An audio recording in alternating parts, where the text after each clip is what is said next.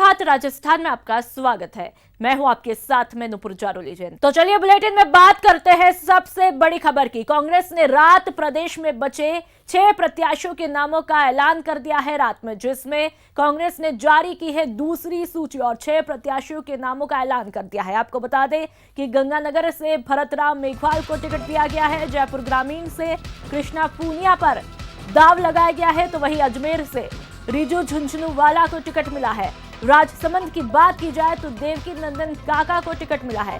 भीलवाड़ा से रामपाल शर्मा, झालावाड़ बारा से प्रमोद शर्मा को कांग्रेस का टिकट दिया गया है।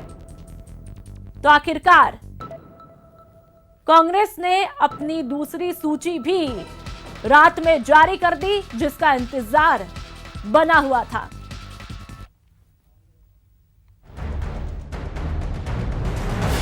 लंबी कश्मकश के बाद कांग्रेस ने अपने सभी 25 योद्धाओं को मैदान में उतार दिया। पहली लिस्ट के बाद बाकी बचे हुए 6 नामों का भी कांग्रेस ने ऐलान कर दिया। जयपुर ग्रामीण से केंद्रीय मंत्री राज्यवर्धन सिंह राठौड़ के सामने कांग्रेस ने ओलंपिक खिलाड़ी और सादुलपुर विधायक कृष्णा पूनिया को मैदान में उतारा है। अजमेर से पूर्व मंत्री बीना काक के दामाद रिजू झुंझुनवाला को टिकट दिया है। झालावाड़ से दुष्यंत सिंह के सामने प्रमोद शर्मा को उम्मीदवार बनाया है। भीलवाड़ा से रामपाल शर्मा और राजसमंद से देवकी नंदन गुर्जर को टिकट दिया है। कांग्रेस ने दूसरी सूची में ब्राह्मण समाज से 2 और गुर्जर समाज से 1 नेता को टिकट दिया है। पहली सूची में एक भी ब्राह्मण और गुर्जर नेता को टिकट नहीं दिया था। अब दूसरी सूची में सामाजिक समीकरण साधे गए हैं। कांग्रेस ने अब सभी 25 सीटों पर उम्मीदवार घोषित कर दिए हैं। पहली सूची में 19 उम्मीदवार घोषित किए गए थे। 25 में से कांग्रेस ने 4 महिला उम्मीदवारों को टिकट दिया है। कृष्णा पूनिया जयपुर ग्रामीण। सादुलपुर से कांग्रेस विधायक 3 बार ओलंपिक खेल चुकी हैं। पद्मश्री सम्मान मिल चुका है। कॉमनवेल्थ खेलों में स्वर्ण पदक विजेता है। भरतराम मेघवाल गंगानगर से 2009 में सांसद का चुनाव जीत चुके हैं। 2014 में टिकट काट दिया गया था, इस बार फिर मौका। रिजू झुंझुनवाला अजमेर पूर्व मंत्री बीना काक के दामाद एलएनजे भीलवाड़ा ग्रुप से जुड़े उद्योगपति हैं। नए चेहरों के तौर पर मैदान में उतारा। रामपाल शर्मा भीलवाड़ा क्रिकेट की राजनीति से जुड़े हुए हैं। सीपी जोशी के करीबी होने का फायदा मिला। प्रमोद शर्मा झालवाड़ बारा झालरा पाटान से विधानसभा चुनाव में टिकट की दावेदारी कर रहे थे। नए चेहरे के तौर पर मौका मिला। राजसमंद देवकी नंदन काका गुर्जर। देवकी नंदन सीपी जोशी के करीबी हैं। कांग्रेस जिलाध्यक्ष रह चुके हैं देवकी नंदन। कांग्रेस ने सभी समाज के वर्ग को साधने की कोशिश की है। अब तो चुनाव रिजल्ट में ही असर दिखेगा कि कांग्रेस का मंथन कितना कारगर रहता है। जयपुर से गोवर्धन चौधरी के साथ ब्यूरो रिपोर्ट न्यूज़ 18।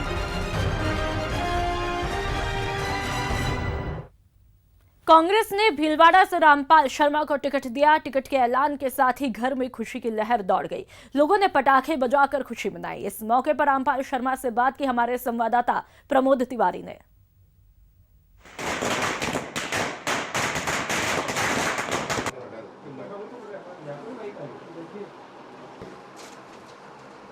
हमारे साथ हैं भीलवाड़ा से कांग्रेस के अभी घोषित उम्मीदवार रामपाल शर्मा, जो कांग्रेस के जिलाध्यक्ष भी हैं और एक बार मंडल से चुनाव लड़ चुके हैं। अब पार्टी ने आपको भीलवाड़ा लोकसभा से अपना उम्मीदवार बनाया, पहली रिएक्शन क्या?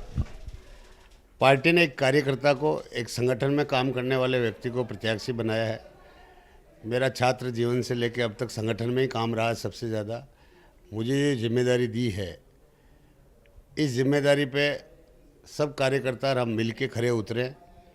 हमारे सम्मान्य मुख्यमंत्री अशोक जी गहलोत साहब, सीपी जोशी साहब और सचिन जी पायलट साहब के हम मजबूत करें। उनके हाथ मजबूत होंगे तो राहुल जी गांधी के हाथ मजबूत होंगे। उन्होंने एक कार्यकर्ता को टिकट देके मैसेज दिया है कि कांग्रेस में एक साधारण गांव से आने वाले कार्यकर्ता को भी लोकसभा का टिकट मिल सकता है। रामपाल जी, समय कम रह गया क्योंकि भारतीय जनता पार्टी का टिकट पहले डिक्लेयर हो गया। कल से तो नॉमिनेशन शुरू हुआ, एक तरह से तारीख भी बदल गई। अब तो आज ही आपका टिकट डिक्लेयर किया है। समय कम है, चुनौती बड़ी मानते हैं आप, किस तरह पार पड़ेंगे चुनाव में? मैं भीलवाड़ा लोकसभा क्षेत्र में किसी भी प्रकार की सुभाष जी बेड़े जो कैंडिडेट है उनसे चुनौती नहीं मानता हूँ।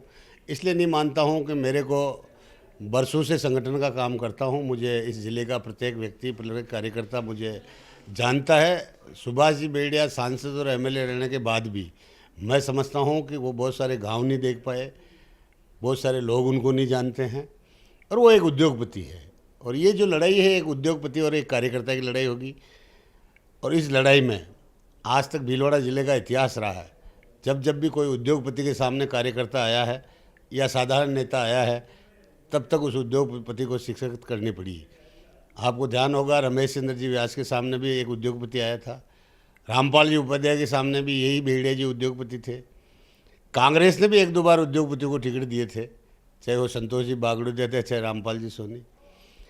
उद्योगपति जब जब भी आया और उनके सामने अगर कोई कार्यकर्ता आया तो कार्यकर्ता की विजय हुई, क्योंकि जनता और कार्यकर्ता का एक लगाव होता है।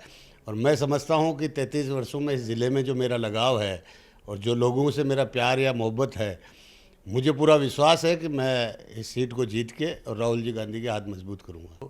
जितने भी लोग हैं हम सब इस मामले में एकजुट है, कांग्रेस के लिए सब एकजुट है और एकजुटता से हम आगे बढ़ेंगे।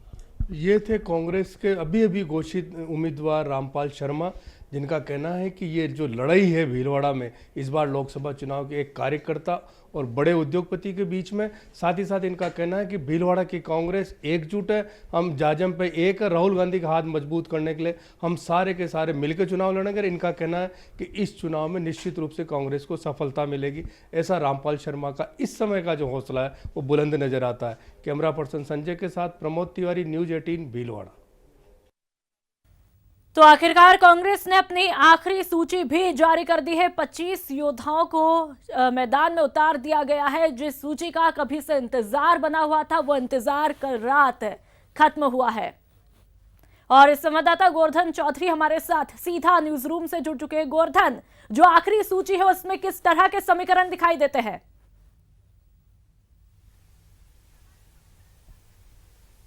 देखिए, कांग्रेस ने देर रात 6 उम्मीदवार और घोषित कर दिए हैं और इसके साथ सभी 25 सीटों पर अब कांग्रेस उम्मीदवार घोषित कर चुकी है। पहले और दूसरे दोनों चरणों के उम्मीदवार अब मैदान में हैं और जो पहले 19 टिकटें घोषित की थी और उनमें जो सामाजिक समीकरणों का संतुलन में जो गड़बड़ी रह गई थी, उस संतुलन को इस दूसरी सूची के जरिए ठीक करने का प्रयास किया गया है। मसलन पहले जो सूची थी उसमें ब्राह्मण और गुर्जर समाज से एक भी टिकट नहीं दिए गए थे। इस दूसरी सूची में ब्राह्मण समाज के 2 नेताओं को टिकट दिया गया है और 1 टिकट गुर्जर समाज से दिया गया है। भीलवाड़ा से रामपाल शर्मा और झालावाड़ बारा से प्रमोद शर्मा के तौर पर ब्राह्मण उम्मीदवार मैदान में उतारे हैं। तो वहीं राजसमंद में देवकी नंदन गुर्जर को यहां पर टिकट दिया गया है।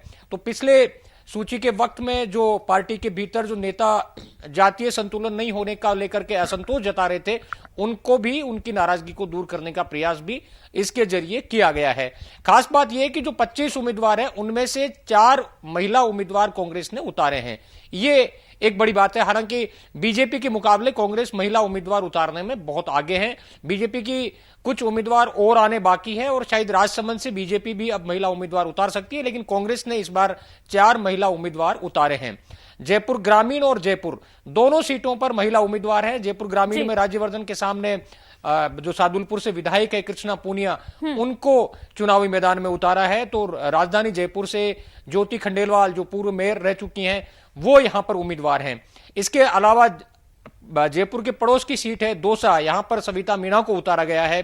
तो इस तरह से 4 टिकट कांग्रेस ने महिला उम्मीदवारों को दिए हैं। हालांकि 33% महिला आरक्षण की कांग्रेस बात करती रही है। ये 33% तो नहीं है, लेकिन फिर भी एक ठीक ठाक संख्या ये कही जा सकती है। पिछला अगर एग्जाम्पल देखें, पुराना उदाहरण देखें तो 5 से 6 टिकट भी कांग्रेस ने दिए हैं 2009 और 2014 को देखा जाए तो महिलाओं को भी भागीदारी देने का प्रयास किया गया है। एक जो करौली धौलपुर को लेकर के नाराजगी के सुर चल रहे थे, बेरवा समाज के प्रतिनिधियों के जरिए उन्होंने मुख्यमंत्री से भी मुलाकात की थी। हालांकि बेरवा समाज को टिकट नहीं दिया गया है। 2 जो टिकट हैं वो एससी सीटों पर मेघवाल समाज के नेताओं को दिया गया है।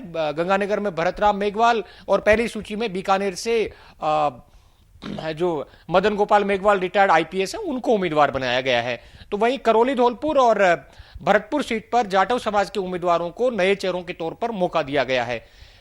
एक सामाजिक संतुलन साधने के लिहाज से और जो कांग्रेस का कोर वोट बैंक है उन समाजों पर फोकस किया गया है।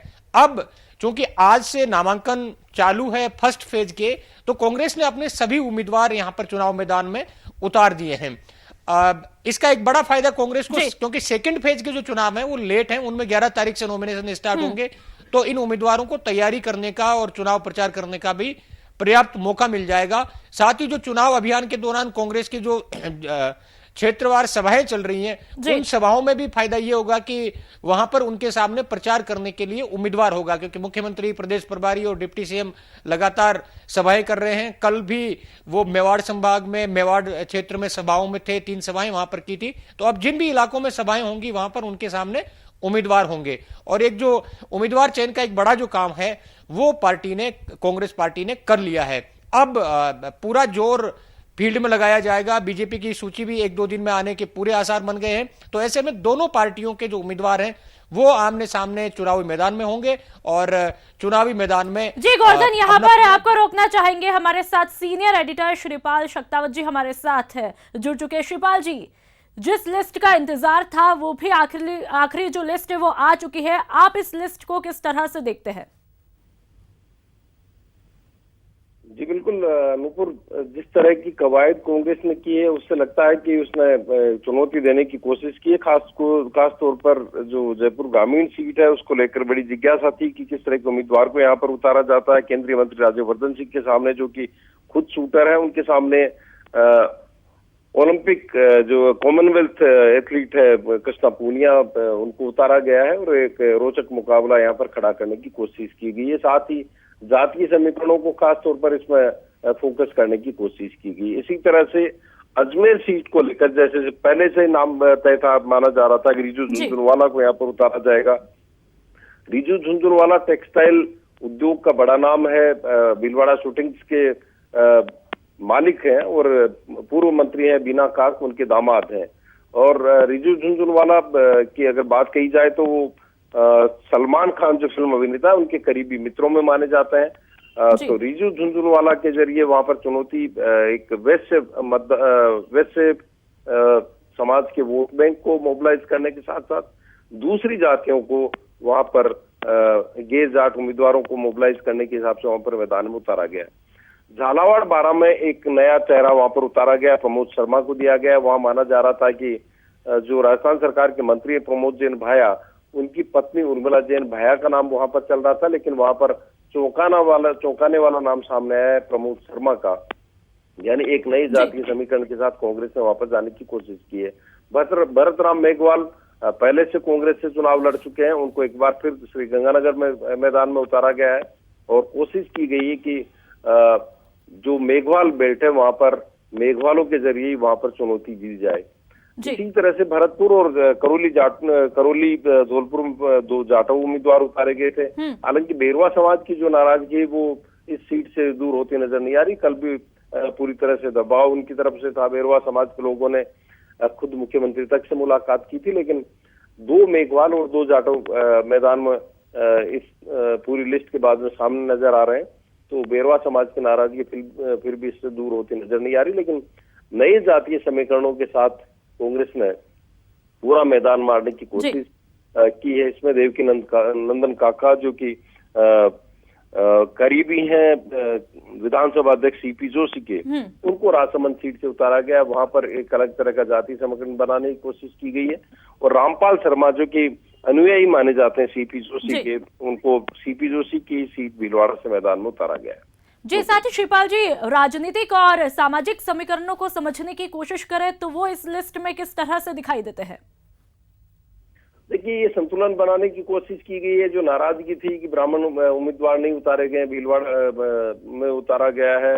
इसी तरह से राजसमंद में गुर्जर उम्मीदवार को उतारा गया। एक और ब्राह्मण उम्मीदवार उतारा गया, वो झालावाड़ से उतारा गया। पूर्व मुख्यमंत्री वसुंधरा राजे के पुत्र दुष्यंत सिंह के सामने एक नया चेहरा है वो।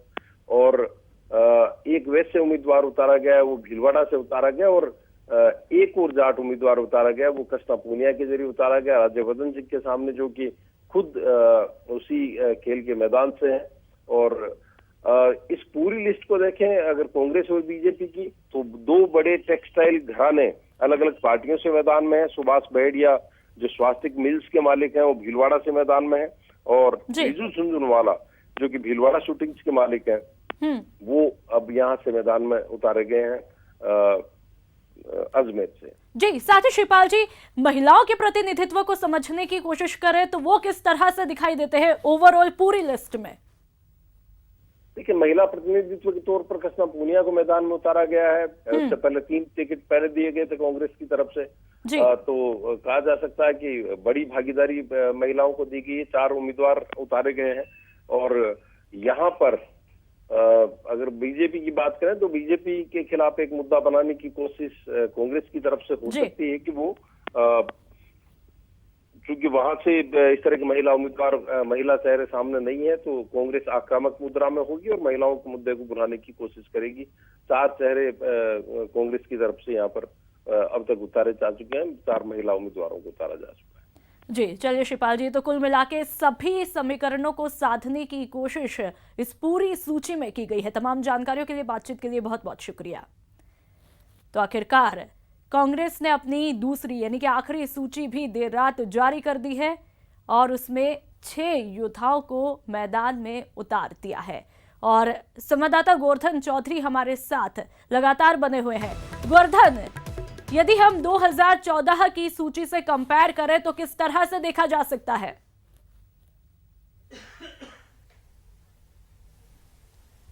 देखिए, 2014 में जो चेहरे उतारे गए थे उनके मुकाबले बहुत से नए चेहरों को मौका दिया गया है। और खास बात यह कि जो पहले चर्चा चल रही थी कि मंत्रियों को और विधायकों को यहां मैदान में उतारा जाएगा, तो किसी भी मंत्री को यहां लोकसभा चुनाव में कांग्रेस ने अपना उम्मीदवार नहीं बनाया गया है। केवल 2 सिटिंग जो एमएलए हैं उनको टिकट जरूर दिया गया है। आज की जो सूची को अगर देखा जाए तो कृष्णा पूनिया जो सादुलपुर से विधायक हैं उनको टिकट दिया गया है। पिछली लिस्ट में रामनारायण मीणा को टिकट दिया गया था कोटा से, वो भी मौजूदा विधायक हैं। तो केवल 2 मौजूदा विधायकों को लोकसभा का टिकट दिया गया है, बाकी किसी भी मंत्री को चुनाव मैदान में नहीं उतारा गया है। एक खास बात यह भी है कि सारे जो मंत्री हैं उनको राहुल गांधी की ओर से ये टारगेट दिया गया है कि कुल मिला के इस पूरी सूची में जातिगत, सामाजिक और राजनीतिक सभी समीकरणों का ध्यान रखा गया। तमाम जानकारियों के लिए बहुत बहुत शुक्रिया। प्रदेश की 13 लोकसभा सीटों के लिए नामांकन आज से भरे जाएंगे। आज मुख्य निर्वाचन अधिकारी अधिसूचना जारी करेंगे और 13 लोकसभा सीटों के लिए नामांकन किया जाना है। समय सुबह 11 बजे से दोपहर 3 बजे तक नामांकन भरे जाएंगे और 9 अप्रैल तक दाखिल किए जाएंगे नामांकन। तो आज से 29 अप्रैल को जो पहले चरण के चुनाव होने हैं, मतदान होने हैं, उसको लेकर के 13 लोकसभा सीटों के लिए आज से नामांकन भर दिए जाएंगे।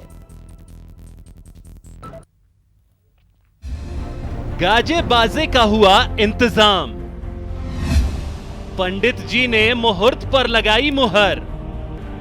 लोकतंत्र में हर आदमी की बराबर अहमियत होती है, एक एक वोट की कीमत होती है।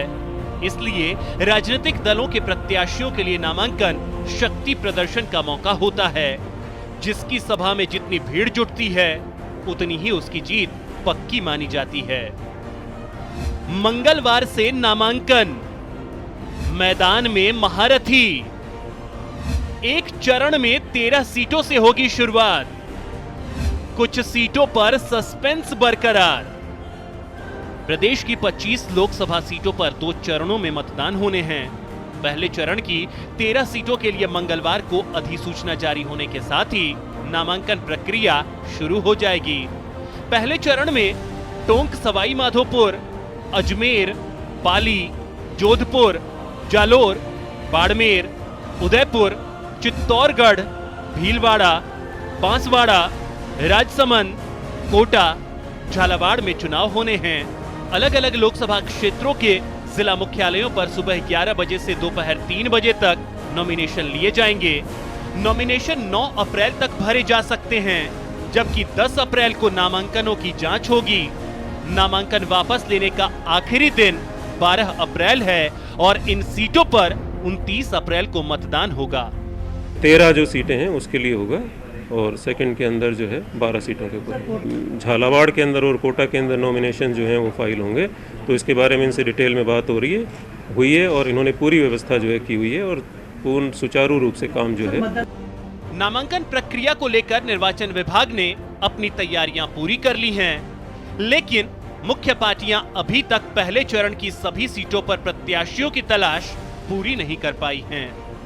बीजेपी 2 और कांग्रेस 4 सीटों पर अपने प्रत्याशी तय नहीं कर पाई है। राजसमंद लोकसभा सीट पर बीजेपी, कांग्रेस दोनों ने ही अपने प्रत्याशी की घोषणा नहीं की है। पहले चरण की इन 13 सीटों पर बीजेपी और कांग्रेस में सीधा मुकाबला है। दोनों दल जीत पक्की करने में कोई कोर कसर नहीं छोड़ना चाहती, तभी कुछ सीटों पर अभी तक नाम तय नहीं हो पाए हैं। पार्टियां एक दूसरे के पत्ते देखकर अपनी चाल चलना चाहती हैं। न्यूज़ 18 राजस्थान के लिए जयपुर से सौरभ गृहस्थी की रिपोर्ट। जेल में रहने के बावजूद लालू यादव सियासत पर कर रहे हैं और लोगों से फोन पर बात भी कर रहे हैं। यह आरोप किसी और ने नहीं बल्कि बिहार के मुख्यमंत्री यानी कि नीतीश कुमार ने लगाया है। 4 साल बाद पहली बार किसी न्यूज चैनल के दिए अपने इंटरव्यू में नीतीश कुमार ने कहा कि लालू यादव जेल से फोन पर बात करते हैं और ये बात सबको पता भी है। 4 साल बाद नीतीश कुमार ने पहली बार न्यूज 18 नेटवर्क को अपना इंटरव्यू दिया, जिसे आप जल्द ही न्यूज 18 नेटवर्क पर देखेंगे। लालू जी भी बात करते हैं, ये तो लोगों को पता ही है। लालू जी प्रशांत किशोर से तो जेल में रहने पर भी जेल से बात करते रहते हैं। नियम चाहे जो भी हो कि जेल से आप बात नहीं कर सकते, लेकिन फैक्ट सबको मालूम नहीं है, तो सबसे बात करते हैं।